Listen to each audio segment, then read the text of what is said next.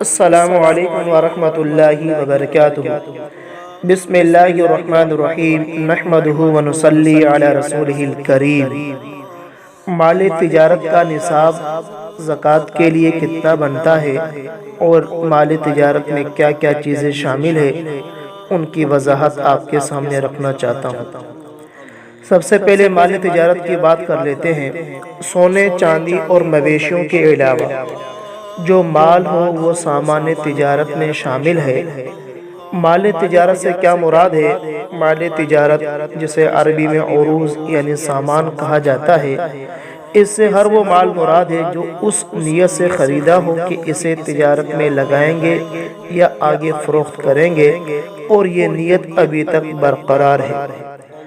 لہٰذا وہ مال جو آگے بیچنے کے ارادے سے نہیں خریدا بلکہ گھریلو ضروریات کے لیے خریدا ہے، جیسے پہننے کے لیے کپڑا، گھر میں پکانے کے لیے چاول کا ٹرک یا رہائشی مکان تعمیر کرنے کے لیے پلاٹ خریدا، تو یہ مال تجارت نہیں کہلائے گا۔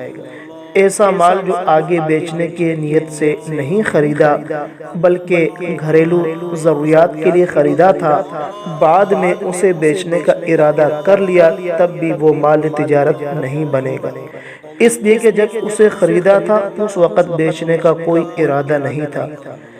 لیکن یہ بات ملحوظ خاطر رہے کہ ایسا مال محض بیچنے کے ارادے سے تو مال تجارت نہیں بنتا، لیکن اگر کوئی شخص بالفعل تجارت شروع کر دے، یعنی ارادے کے بعد کسی سے سودا وغیرہ طے کر لے اور اسے بیچ ڈالے، تو یہ مال تجارت یعنی عروض اور سامان بن جائے گا، چنانچہ حاصل ہونے والی رقم پر زکوٰۃ واجب ہوگی۔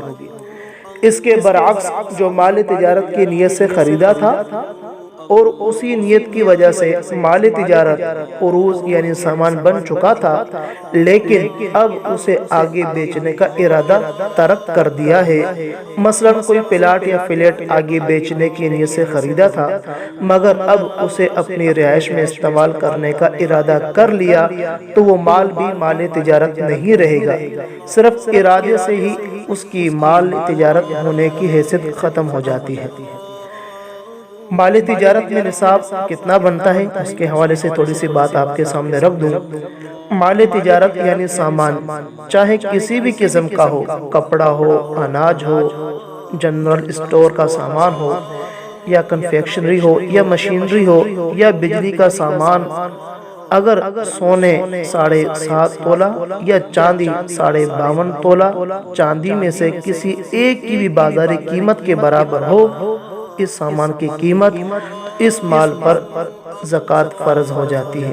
پھر حولان حول یعنی سال گزرنے کی شرط کے ساتھ ساتھ اس کا ادا کرنا بھی فرض بن جاتا ہے۔ نیت اور تملیک پائی جائے تو ادائیگی صحیح ہو جاتی ہے۔ یہ مال تجارت اور مال تجارت کی زکوٰۃ کے نصاب کے حوالے سے مختصر بات تھی جو آپ کے سامنے میں نے رکھ دی ہے۔ امید کرتا ہوں اتنی وضاحت آپ کے لیے کافی ہوگی۔ جزاکم اللہ خیرا۔